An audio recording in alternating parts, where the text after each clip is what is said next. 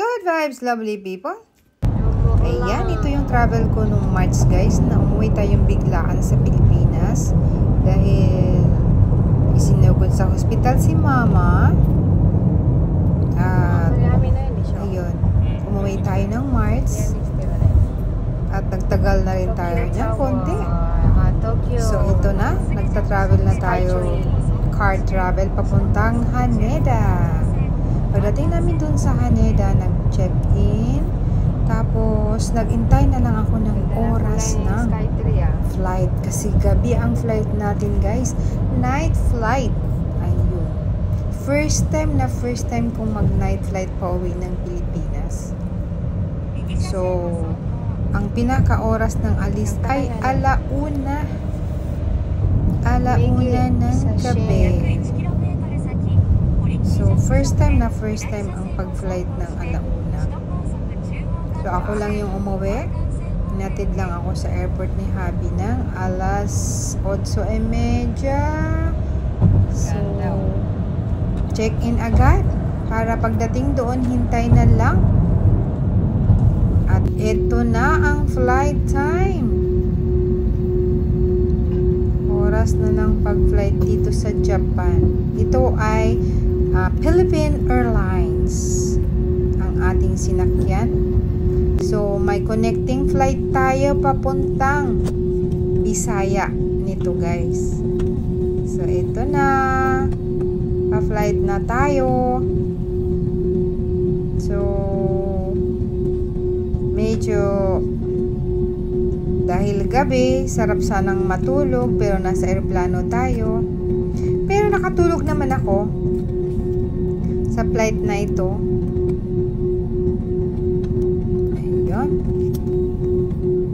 Ayan, konting tahimik lang din ako dito dahil pwede tayong magdasal para sa ating flight na ligtas na biyahe at para na rin sa lahat at sana pagdating ko sa amin labas na rin sa ospital. Ayan. Talagang pagtatating sa pamilya talaga guys, talagang tayo ay hindi tayo pwedeng hindi nandun para kahit papano may magagawa tayo. Kahit mag-pray tayo, pero mas maganda kung andun tayong personal. Kaya bumiyahe agad ng ticket ang asawa ko para makaalis ako, makauwi.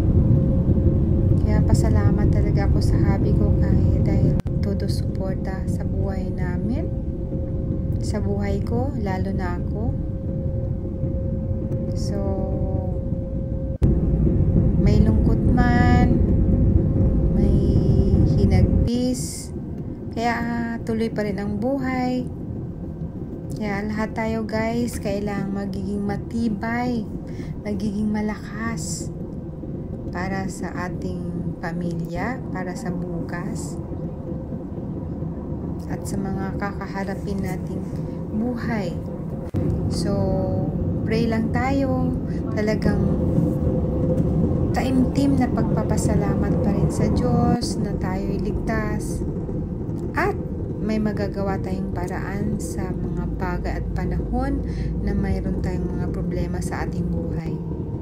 So, ito yung paraan na pwedeng gumaan yung pakiramdam natin. So, aalis tayo. At kailangan nating magawa kung anong gusto nating gawin. So, thank you sa inyong lahat. Sana kayo din, mag-pray kayo. Kung ano man, kahit anumang mangyari sa buhay natin, ganun pa din. Hindi natin makakalimutang mag-pray na lahat ng ito ay pagsubok lang. Ayan. So, ito na guys, malapit na tayo sa Pilipinas. Nakikita na natin ang buwan.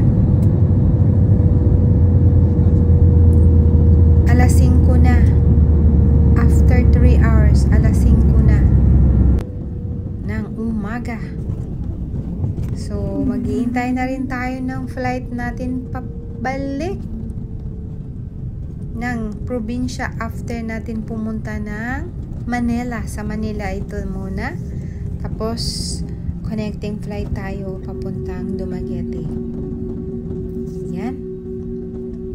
So, walang tulugan ito. Pero pwede namang matulog. Nakatulog naman ng konti dito sa flight na to. O, diba?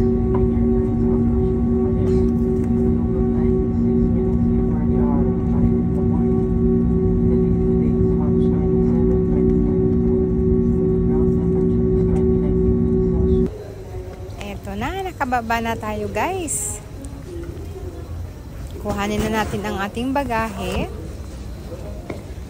At lilipat tayo ng airport sa Terminal 2. Nandito ngayon tayo sa Terminal 3. So, tatawag muna tayo sa amin. After how many minutes na nakausap po sila, lalabas na daw ang aking mama.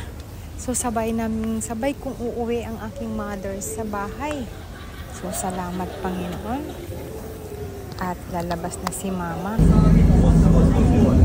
Ayan, lilipat na tayo sa Terminal 2 guys. Babiyahin na tayo for Terminal 2. Ayan. NAIA Terminal 2 for Philippine Airlines. Ayan, nasa bus tayo guys. Transfer tayo na Terminal 2.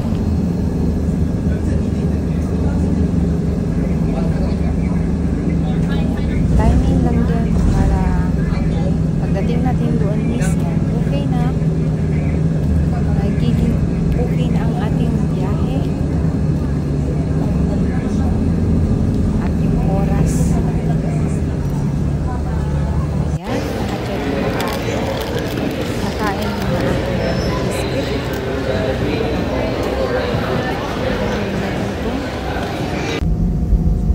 At pa-flight na uli tayo guys. Pero bago tayo nag-flight, ako ay nag-refresh, nagpunta ng CR, nagpalit ng t-shirt, basta nag-refresh tayo. Alam nyo na yon, self-care. Ayan, paalis na uli tayo.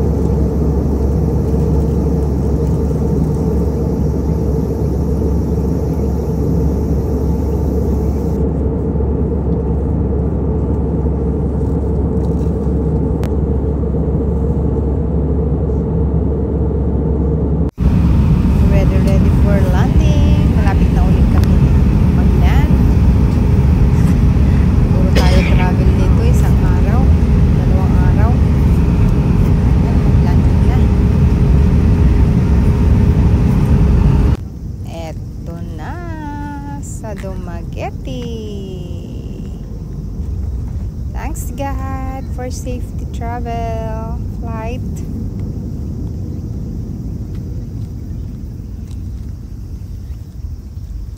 Thank you, Philippine Airlines. Aircraft. Philippine Airlines, thank you. Philippine Airlines welcomes you to Dumaguete. The time now is 9 minutes past the hour of day. So, pagtapos natin kunin ang ating bagahe, 2024 and today is Wednesday. andyan na rin sila mama, sundo na kasama ng sumundo dahil nakalabas na silang una. So, sabi ko ang init eh. Pero kinaya niya, galing sa labas sa ospital, kinaya niyang sama sa sundo ko at kasabay na kami. At mamimili ng konti, tas magpalamig lang sa mall. At kakain konti ng late lunch. At hapunan na din yata. So, ayan guys. Dahil mag-alas 2 pasado na ng tanghali. Okay. And we will be using airstairs for the plane. So, pwede na tayong bumaba. Excited na. And security reasons. Huli Loitering and picture taking ang ating pag-uwi sa ating bayan. Once again, thank you for flying Philippine Airlines. Kukuha na ng bagahe at andyan na sila, ang sundo ko. Salamat sa panunood ninyo guys. Hanggang dito na lang. Thanks for watching. See you in my next update.